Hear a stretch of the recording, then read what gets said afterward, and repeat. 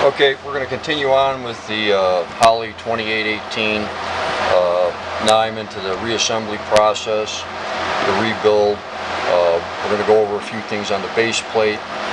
The base plate's all been cleaned and bead blasted. The shafts have all been plated, ready to go. And the throttle blades have been all manganese phosphate coated. That's the way Holley did them. Some of them were plated with a dichromate finish, but most of them were black color like that.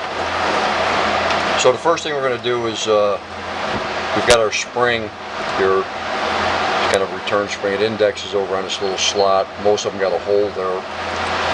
We're going to slide that in.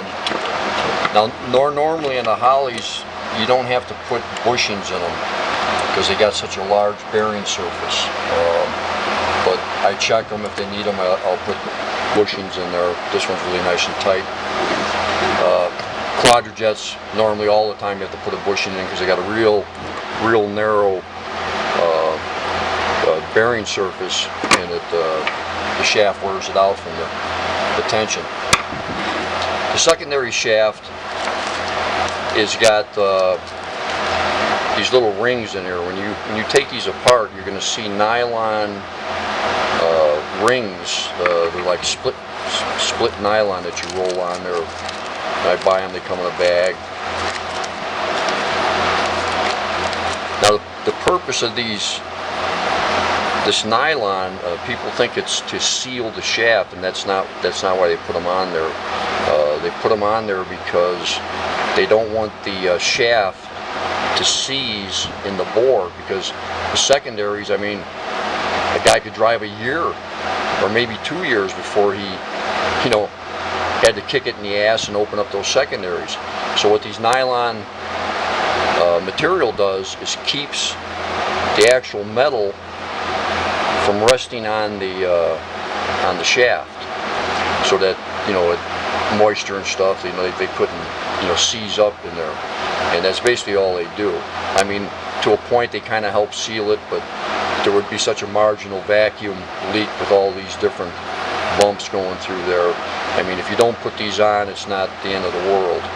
But I usually put them on, and that's just the way I do it. But like I say, it's not necessary. I'm going to put all these on, and then we'll install the shaft. Okay, I've got the secondary shaft in. I put on the little nylon bushings. You got to work them through. You put it in. You got to put them around there. Put a little WD on there, helps them slide in. But the throttle blades, they really only go in one way, and they're numbered. The heavier ones are always on the secondaries. They're thicker than the ones on the primary, and they only go in one way.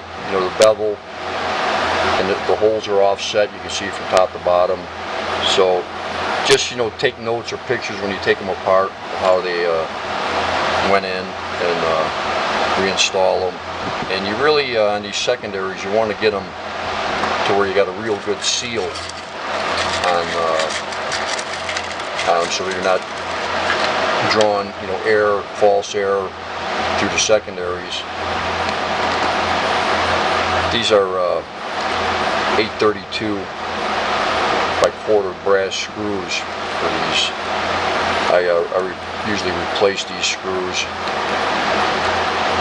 You don't have to. You can save the old ones, clean them up. But I just usually put new ones in. And what we'll do is, if you want to get some cool screwdrivers, these are like pinchy screwdrivers for slotted screws. You just push it forward, it holds them. You can get them from like McMaster Car, they sell them. So what I'm going to do is just barely loosen them.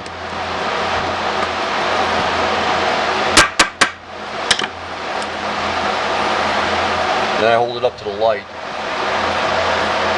and make sure I got a good seal. I got a good seal on this one.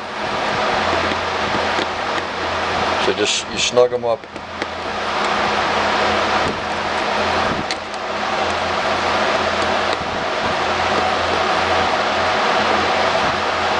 Little by little. get them snug. You know, just don't crank down on one of them all the way, because it'll make the thing dance around.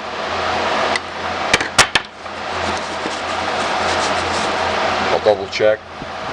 Up to the light. Open and close it a couple times.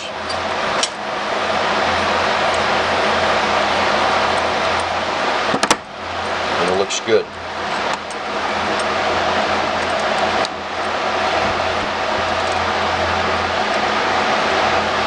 Shaft moves nice and free, closes up and seals.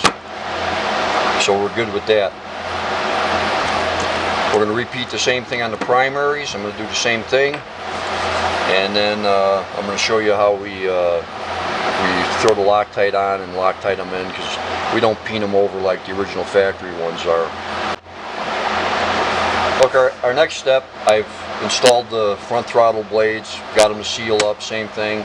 You know, you want to look up to the light, check them, make sure everything's operating freely and stuff. And then what I'm going to do is, you know, I take my Loctite, so we Loctite all these screws, for the butterflies anyways, in the choke plate. You don't want that stuff falling in the engine. And what I do is I put some, have you seen I put some Loctite just on the edge of my workbench. And what I do is I remove one screw at a time, and I just roll it in that Loctite.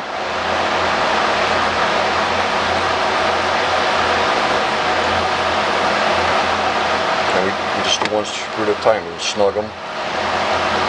We'll snug them all, and then we'll go over with the regular screwdriver and give them just a little torque.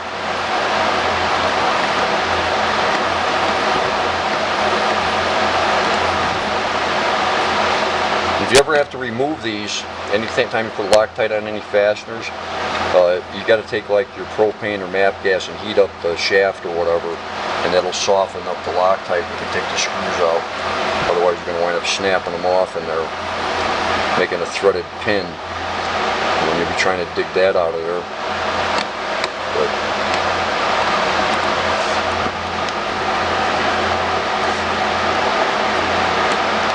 I'm just doing these 4, and you guys sitting there watching me put 8 screws in. But let me finish Loctiting the rest and torque them, and we'll get. Okay, we have all the throttle blades. The screws are Loctited. Now what we're going to do is we're going to go over a couple things on the circuits that are in the base plate. You'll see all these holes like here and here, this hole here, that hole. Let's start out with this here. This is your idle circuit, which corresponds to the hole in here. There's actually 4 holes, all 4 corners. If you'll notice, these on the secondaries are a little smaller. So basically what they're doing is there is a metering block on this secondary, but the idle circuit is blocked off. The off idle circuit works, but the idle circuit is blocked off. So what they're doing is they're pulling idle fuel here from the front main block, and it's also being able to transition to the back. So basically what they're doing is they're putting 4 points of idle fuel into the engine, and what that does is it distributes the idle fuel a little better than just having it all up here on front. And that's why, you know, like a lot of Holleys, you can get them to idle a bit better than other carburetors, is because they use this type of system. The transition slot is just what it means.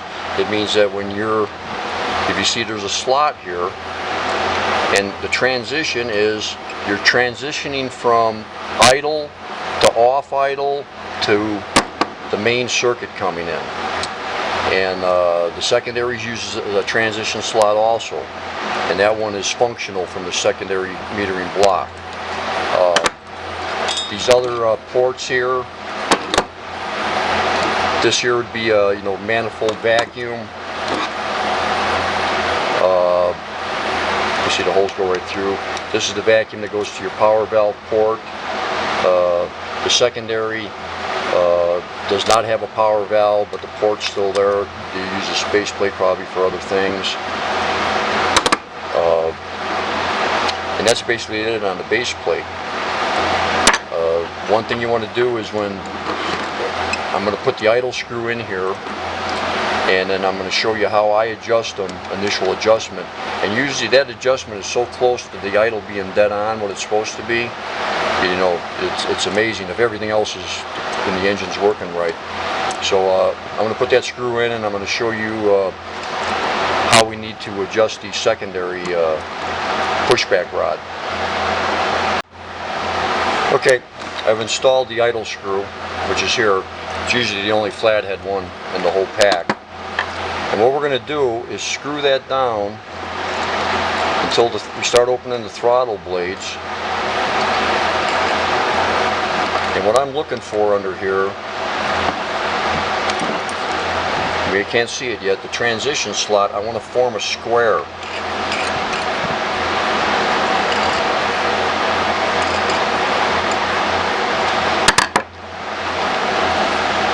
I can get that in the video. But when I open this here, you'll start seeing a transition slot, and I form a square. It looks like a square hole there. And usually when you set them like that, that idle is so close to being right where it is, it's actually a little eerie. But that's how I pre-adjust the idle on them. Now the second thing you want to do is when you have your idle adjusted, this rod here has to make sure that, see how there's a little play?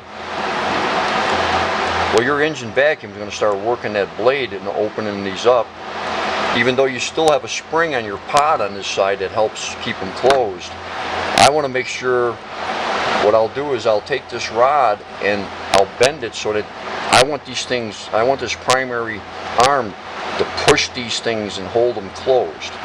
So that's just a matter of removing this arm, bending it out a little until, so now anytime if you change your idle, you're going to want to look at that to make sure that stays tight. And you know, after you get your idle set and stuff, check this and make sure that this is pushing tightly against and keeping these secondary butterflies closed. You know, I've seen a lot of instances where, you know, guys are getting a funky idle because, you know, the engine, sometimes the vacuum and the spring in the pod, it'll crack it a little. Now you're getting false air. You know, you don't want any false air from the secondaries. You want them closed. So I'll adjust that and we'll move on. Okay, we've adjusted this link arm. I'm in my idle position, and you can see how tight this is in the slot. So when these primaries open, now it leaves the secondaries free to open up through this slot here. See, you got room to open up. And that's your vacuum pod will open those secondaries. But this link arm here, when these things, when the vacuum pod pulls them wide open, or you know, and there's also a secondary bleed in the secondaries that apply vacuum to the pod. You have to have this arm to close it. If that wasn't there, that vacuum pod spring is not going to close these because it's pulling vacuum from the throttle body, which I'll show you. So that arm is what. All that arm does is close the secondaries and keeps them closed. And it does, and then it allows them to pivot and open up. That's its purpose. So now, see, we're closed. I got no movement, and that way you're not going to get any false air out of those secondaries. This is the pivot for the accelerator pump. I usually remove these because I plate them. And they're usually Loctited in. You got to heat the casing to get them out. Let's see if you guys are going to plate it. And we'll put some more Loctite on there and just reinstall it. I think it's a 5/16 or inch I use.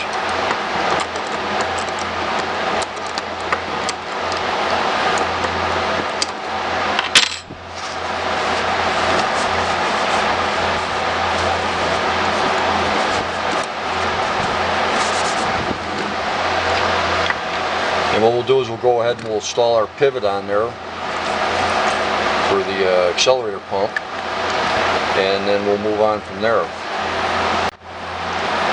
Okay, I'm pretty much finished with the base. I like to put things together in sub-assemblies, the bowls, the base, all kinds of stuff that's bolted on, and then I'll put it to the side. But you know, we've got a new grommet in here for the throttle. We've got our link, our little cotter pins in there. We've put our accelerator pump rod on, or arm. We've put our cam in here, and these cams, when they're installed, there's a little notch here that goes towards the spring, and they're usually all set up on position number 1. Now you can actually change, you know, the position of this cam, because actually if you put the screw in number 2, it'll pull it down a little bit lower. It seems like the number 1, you can actually buy sets of these cams that have different profiles for actuating the accelerator pump. If you get into fine tuning and stuff, mostly when you're working with stock setups, the stuff from the factory it's okay. Don't really got to mess around with it too much. So what we're going to do now is we're going to move on to we're going to put the bowls together as an assembly, and we'll go on from there.